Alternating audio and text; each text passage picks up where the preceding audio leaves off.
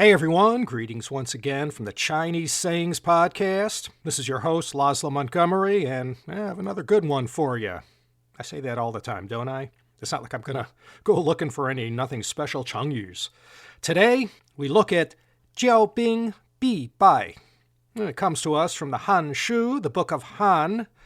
Most of you will remember the Ban family of historiographers, the illustrious father, Ban Biao, and his son and daughter, Ban Gu and Ban Zhao.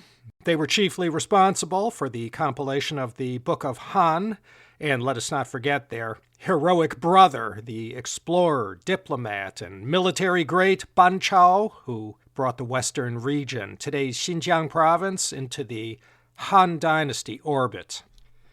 One of the stars of our Chengyu for this time is Han Emperor Xuan.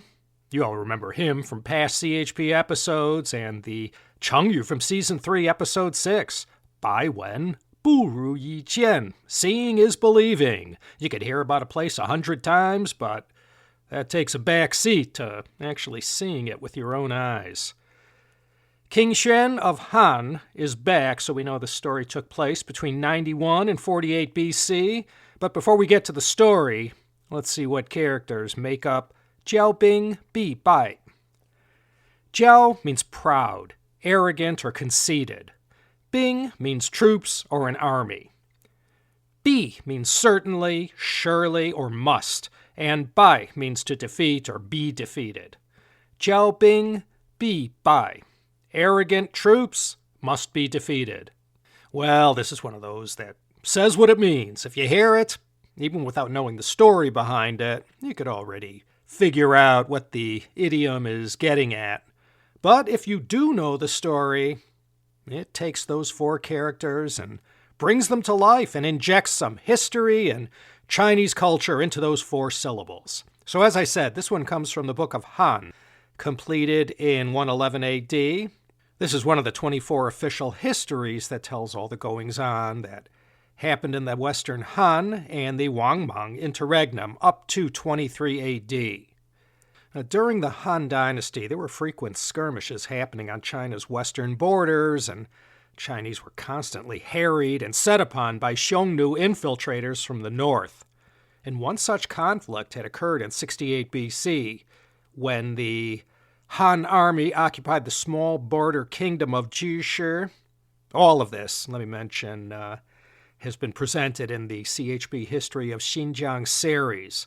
If you never checked it out, I encourage you to suffer through all 12 episodes. This story is included. The king of Jishi, in a panic from seeing all these Han soldiers heading his way, appealed for urgent help from the Xiongnu. He tried, but none of the soldiers sent by the Xiongnu arrived in time. So left with no other option, the king of Jishi surrendered to the Han forces. So after the battle, the Han commander Zheng Ji left an occupying garrison of only 300 soldiers at Jishi and returned eastward with his main force further within the Chinese border. And as soon as the Xiongnu learned that the Han main army had retreated, they sent out an invasion force to occupy Jishi. Zheng Ji turned heels and hurriedly returned to reinforce his garrison. But the Xiongnu invasion force was so large that they were easily able to surround both the garrison and Zheng Ji's reinforcement troops. As a last resort, Zheng Ji sent word to the Han imperial capital for help. When he received Zheng Ji's plea for help, Emperor Xuan of Han gathered his counselors to discuss the matter. The imperial counselors were divided into two camps. One side thought that if a large Han army were sent out to attack the Xiongnu right flank, well, they could easily demolish the entire Xiongnu force, and this would make them think twice about ever attacking inside China's borders again. However, the wise and capable Prime Minister, Wei Xiang, he scoffed at this idea. He wrote a memorial to Emperor Xuan explaining his own point of view. He wrote, "In recent years, the Xiongnu have not attacked our border regions. In these western regions, our citizens live in conditions of utmost poverty. They have no cloth to weave and dress themselves in sheepskins and dogskins. They have no grain to eat and thus eat the seeds of grass. How can we impose more hardship on them for the sake of occupying and controlling Zhushi, an insignificant mere micro-kingdom? He continued, furthermore, there is much to occupy our attention within our own nation. Not only are we plagued by natural disasters, there's human misbehavior as well. Serious reform is needed among the ranks of the court officials, and criminal behavior is increasing within the populace. The imperial court ought not waste its energy on border skirmishes with the Xiongnu, but should instead strengthen itself from within by initiating legal and bureaucratic reforms. Furthermore, if we send out a huge force to attack the Xiongnu, even if we win, the consequences will be severe. Nothing good comes of gratuitous displays of force from a country whose strength of population and arms is already self-evident. Such an army is nothing but an arrogant, tyrannical army. An arrogant, tyrannical army is doomed to failure. That's right, he said it. Jiāo Bīng Bì Bài. Arrogant soldiers are certain to be defeated. In English, we might say, pride goes before a fall. That's a less martial version of this Chengyu. So well-reasoned was this memorial that Emperor Xuan followed Wei Xiang's suggested course of action immediately. Jiāo Bīng Bì Bài. Arrogant soldiers are certain to be defeated. President George Bush should have heeded these words before launching the Second Iraq War and invading Afghanistan. And President Putin?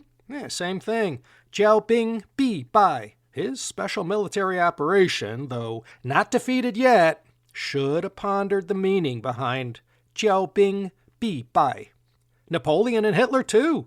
Someone should have told them. Jiāo Bīng Bì Bài in 1812 and 1941 before they went and invaded Russia. And again, the French were Jiāo Bīng Bì Bài and got their rear ends handed to them at Dien Bien Phu in 1954. The Brits? General Burgoyne was absolutely certain in 1777 that he had the American colonists in the bag. But at Saratoga, he had to surrender. Jiāo Bīng Bì Bài. A good one for us all, but mostly for the leaders of nations, always trying to pick on those they perceive as easy meat. Let me send an ultra xie to Emma on the other side of the Pacific Ocean. If not for her efforts at the Chengyu Yanqiu Zhongxin, this episode might never have happened. Thanks, Emma. Okay, that's going to be it, me little beauties. Don't forget, if you'd like to throw a few rubles or shillings in my tin cup and help me support my 10 cats and kittens who are all living off my generosity and weakness for all things feline, feel free to donate.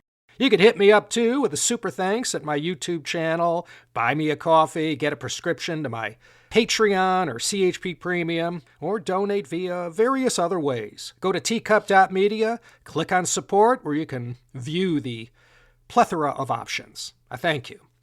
Hey, not only is this show available in your in-flight entertainment system when you fly Cathay Pacific Airways, now it's also available fleet-wide on Singapore Airlines. If you fly either of those airlines and have trouble falling asleep, remember to browse your video screen and look for me. More effective than Ambien, I'm told. Okay, this is Laszlo Montgomery signing off from Los Angeles, as usual. 2 more to go before we bring the curtain down on this 9th season of the CSP. Come on back next time, if you please, and join me once more for another exciting episode of the Chinese Sayings Podcast.